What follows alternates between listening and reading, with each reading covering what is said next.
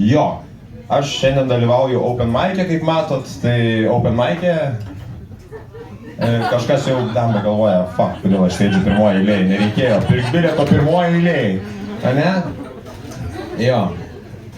Šiaip nepergyvenkit, aš daugiau tai nedarysiu, žmogus kultūringas, bilis man nereikalingas. Šiaip, ar gero jums Lietuvoje gyvent, ką? Man gera Lietuvoje gyvent. Bet žinot, yra Lietuvoje tam tikrų dalykų, kurie biškutuką kartais užknisa. Mane, pavyzdžiui, užknisa Lietuvos žiniasklaida. Žiauriai užknisa. Nes jie rašo dažnai ne apie tai, apie ką reikia rašyti, apie visiškai nesvarbius dalykus. Ir aš taip bandau įsivaizduoti, kaip atrodytų Lietuvos žiniasklaida karo atveju, ne?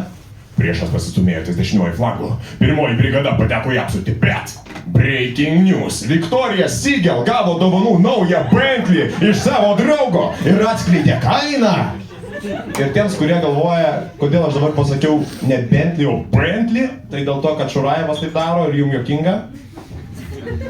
Jo, šiaip Lietuvoje yra daug gerų dalykų. Mūsų prezidentas Nausėda, ne? Visi mes galvojame apie jį skirtingus dalykus ir viskas yra su to okei. Bet jūs pagalvokite, ant kiek yra sunku būti Lietuvos prezidentu ir niekada nesėdėti? Žiauriai sunku. Tiems, kas dar nepagauna, aš dar davėsiu. Įsivaizduokit, Vilniui susibūrimas, ane?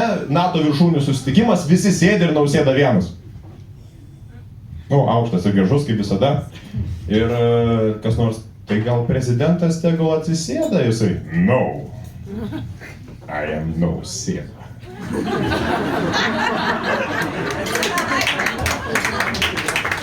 Jo, tai tiesiog ne pagal jo būdą iš tikrųjų tokie dalykai kaip sėdėjimas. Nu, čia vis tiek ne Henrikas daktaras, čia vis tiek Nausėda. Ir jo, Lietuvoje man dar patinka kas, kad yra vietovardžiai. Toks dalykas, jeigu tu neturi šaibų, tu gali apkeliauti visą pasaulį. Yra Lietuvoje kaimai, kurie vadinas Paryžius, New Yorkas, ten Čikaga, net Madagaskarą esu matęs. Žiauriai gerai, bet yra debiliški vietovardžiai, pavyzdžiui, Karmėlava 2. Ne pirmoji Karmėlava, ne antroji Karmėlava, Karmėlava 2.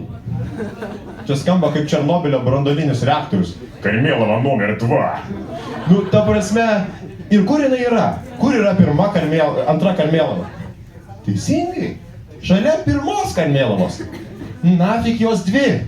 Kodėl ne viena Karmėlava? Kodėl? Kur dabar gyveni? Karmėlavoj 2. O, fuck, čia kaip šūdinas sequel kažkokio dalyko, ne? Kažkokia padėlkė. Ir šiaip, kalbant apie rusišką akcentą, tai su rusais yra vienas toks įdomus dalykas. Kai prasidėjo karas, kai jie pradėjo tą karą, jie pradėjo labai skųstis, kad mes boikotuojam jų kultūrą.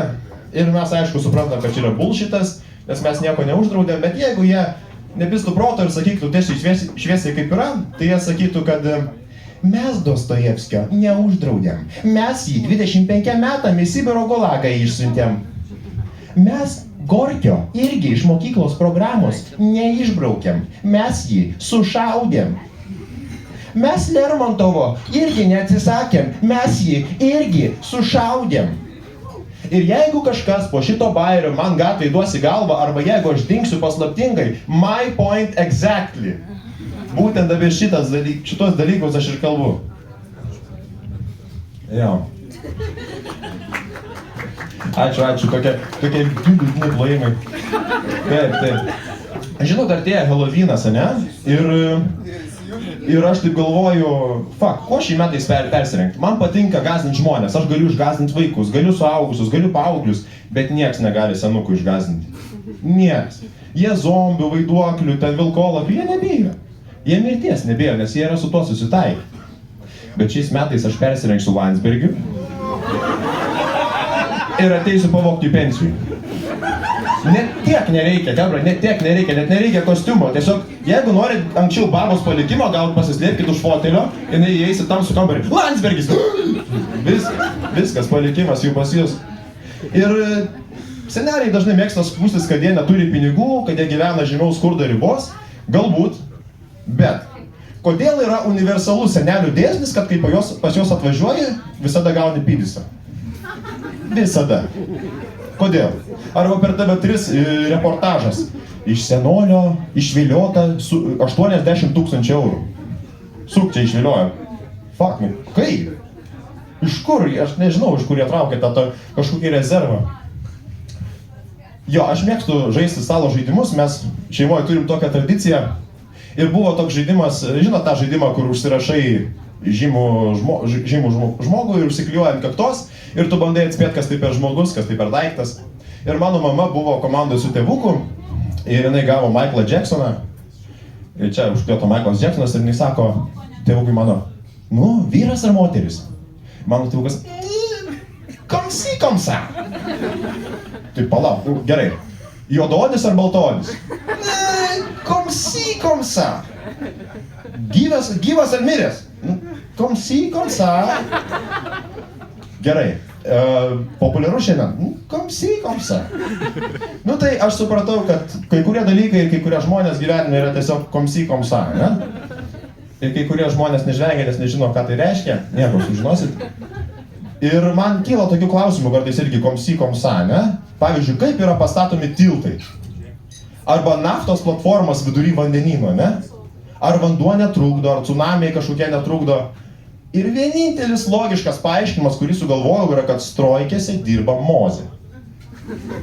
Jis ateina vandenyną, žinai, atidaro, žinai, ir ten stato kokius 2 mėnesius. Gerai, gali uždaryk, žinai. Okei, jis uždaro vėl, žinai.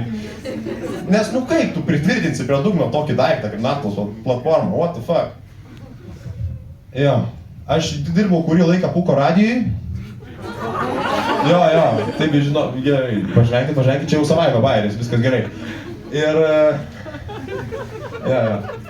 Ir šitą man labiausiai patikdavo Pūko radijui etatiniai klausytojai, žinai, kur vedi kokią nors pažinčių laidą senjorams, ne? Ir tau paskambina, laba diena, aš Albinis iš Kuršėnų rajoną, parduodu kuvaldą ir 2 ožius.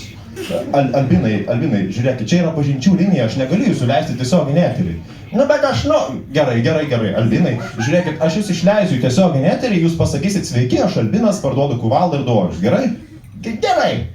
Labas vakaras, mums paskambino Albinas iš Kuršėnų rajono, sveiki, Albinai. Alio? Kas čia skambina?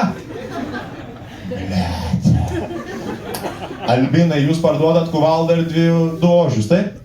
Ką? Nieko neperka, nieko nenori, vėl tie Landsberginiai su tai savo pardavimais, eikit šikt. Žinai, ir padeda ragelį, tiesioginį eterį, o tau reikia kažkaip vardyti, žinai, ir tada radijoje kiekvienoje stotyje yra tos debiliškos knopkės, kur paspaudi ir kažkoks iššoka, o, taip būna, ta. O tokie debilizmai, žinai, nes reikia vartytis kažkaip. Tai va. Ir aš taip galvoju kartais, jeigu reikėtų pakeisti specialybę, ne? Kokią specialybę pasirinktume? Aš galvoju, kad pavyzdžiui Saulius Prūsaitis būtų afigienas ugniagesys gelbėtojas. Įsivaizduokit, ant Vilikaukščio stovi bičias, tu išroksiu, nusižudysiu, žinai. Atvažiuoja Prūsaitis, nedaryk to, tau dar tik 39. Taip, ir manęs nieks nemyli. Prūsaitis, fuck, Palanga nepadės, jo. Bet jeigu norim šokti, tai visų pirma reikia išmokti.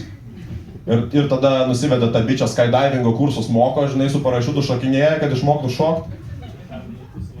Jo, aš šiaip esu baigęs aktorinį ir po aktorinio studijų, kaip ir priklauso, kaip ir visi aktoriai, įsidarbinau pagal profesiją Bolte. Ir vieną rytą buvau labai nenuotaikoj, būna kartais, ne, užplaukė kažkokią nesąmonę, sėdi užsišykęs visas ir įsėda toks leisgyvis Marozas, žinai, toks, įsėda ir mato, kad aš vairuoju, ten susiraugęs, nieko nesakau. Ir jis kažkoks toks supratingas pasitaikė ir toks, Agili, senukai, o kas tau yra? Aš sakau, žinok, ne šiandien. Ne šiandien, ne. Jo, žinau, būna. Taip važiuojam, tylim, galvoju, blemba, gal jisai mane supranta, žinai, kas, kad pasaulyje skiriasi. Ir jisai toks, supranta. Pakmėlas!